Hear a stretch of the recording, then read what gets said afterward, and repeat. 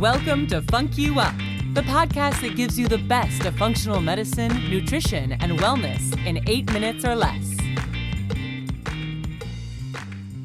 Hey everyone, thanks for joining us on today's episode of FUNC YOU UP. This is Michelle Miller, clinical nutritionist. And Samantha Wineke, functional medicine health coach. Today we have a topic near and dear to my heart. It is sleep. I just love sleep. Me too.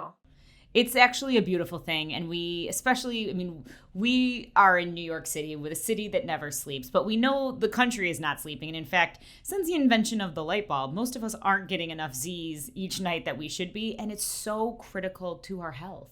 Yes, there are so many reasons why we need that good night's sleep, but I feel like it's something we've just put on the back burner lately. Yeah, I mean, from regulating our hunger and our cravings, even how stabilized our blood sugar is.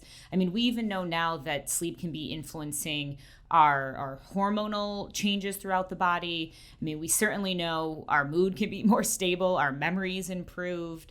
It's really remarkable from a mental and physical standpoint, inside and out. I mean, sleep is the answer to so many things. It's probably why there's a saying like, just sleep on it. Oh, definitely. Yeah, there's a huge difference. If you've ever gone through a time period where you didn't get good sleep and then you finally got that refreshing night's sleep, you can tell the difference. Absolutely. And life is just too precious and sacred for us to feel like crap. So today we're going to give you some basics. We're going to break this down. This is kind of part one of sleep hygiene. Some basics on how to get the most efficient sleep and just setting you up for the best next day you can have. Yeah, so it all starts on the day before you go to sleep, right? So I know this is something you've probably been told a million times, but sometimes we need to be told a million times before we listen.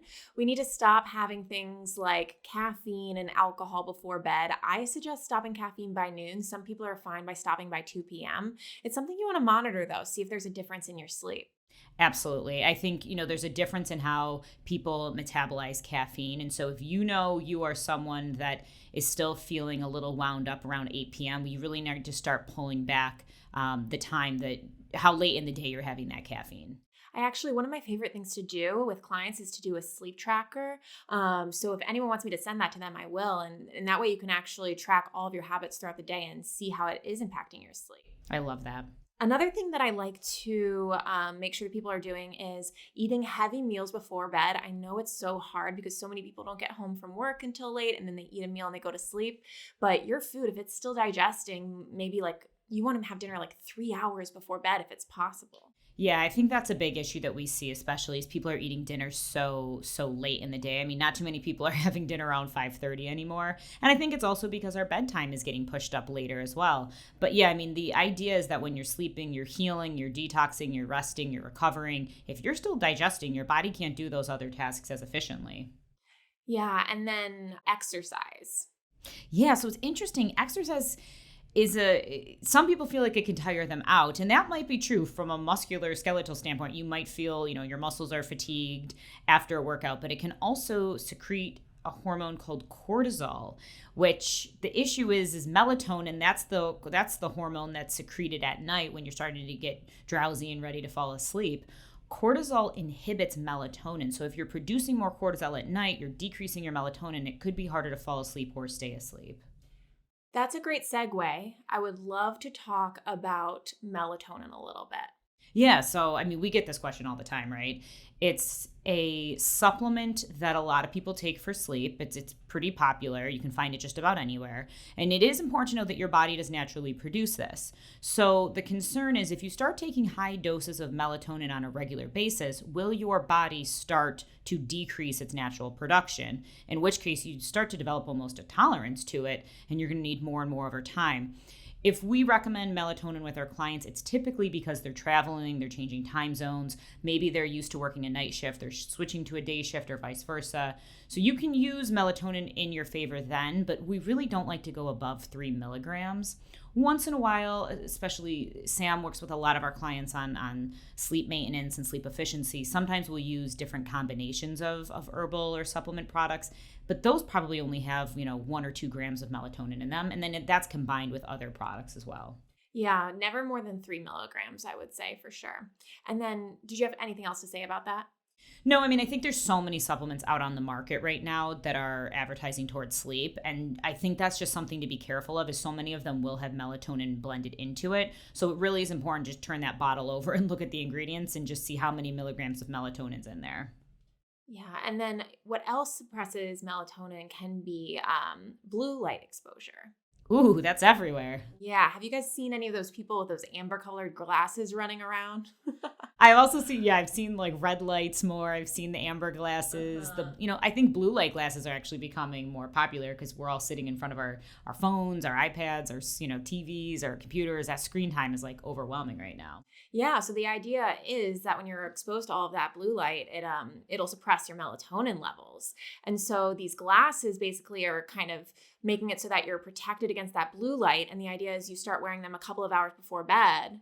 And that way you're kind of, your circadian rhythm isn't altered as much through the blue light, through the computer screen or the TV. Yeah, so like the OG blue light, the original blue light was coming from the sky. And we have these receptors in our eyes that are picking up on that blue light. And that's what helped determine when we should be sleeping, when we should be awake, that circadian rhythm that Samantha's mentioning. So when we started having all of these screens producing blue light, it can start to mess with these receptors. And we're saying, wait a minute, it's 11:30 at night. I'm still being, exposed to this blue light. Maybe I should still be awake. Maybe we shouldn't be producing as much melatonin. So we've been confusing our brains for a while, which is why a few hours before bed, if the sun has set, you should probably start using those blue light glasses, or at least maybe using a screen over your devices or some sort of way to limit that exposure. Yeah, I love the app Flux. You can put that on your computer screen. I'm sure they have other technologies for TVs and things like that too.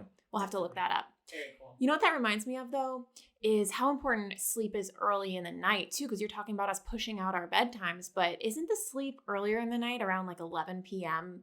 It's different than the sleep you get later at night. Yeah, it's interesting. I started using an Oura ring. It's a ring that's basically a sleep tracker. And for years, I've used different apps, like Sleep Cycle is one of my favorite apps. You can get it on Android or iPhone, just to monitor my sleep and kind of give me, that's actually the way that I'm using my sleep tracker is, instead of like a diary of my sleep, I'm using the apps or I'm using the Oura ring. And it gives me a lot of feedback on how my night sleep was. So I can try different things and hack different ways to get better sleep. What I noticed from using the Oura ring was that I'm getting deeper sleep earlier in the night, and I'm getting more REM sleep, which is more when like the memory consolidation is happening, memory organization is happening kind of in the middle of the night to the early mornings. So if we're going to bed, and this isn't just personal to me, this is most of us, this is our sleep cycle, your body and your brain prioritizes that deep restorative sleep first, and then you get kind of the luxury of having that REM sleep, which again is great for organizing our thoughts and our memories. So if you're going to sleep really late, you're missing out on some of those essential, that kind of prime window for deep sleep and recovery. Certainly if you're trying to heal from a disease, certainly if you're going through a stressful time in your life, things like even post-surgery or, emotional, physical, your body doesn't know the difference from that type of stress. You really want to make sure you're backing up that bedtime to make it early enough to get in those deep sleep hours. Well, somehow I think we've already used up our 8 minutes, which is insane. We might have to have a few more episodes on this because there's even just some basic hygiene tips that I love that Samantha always shares with our clients. So stay tuned for some bonus material on this topic.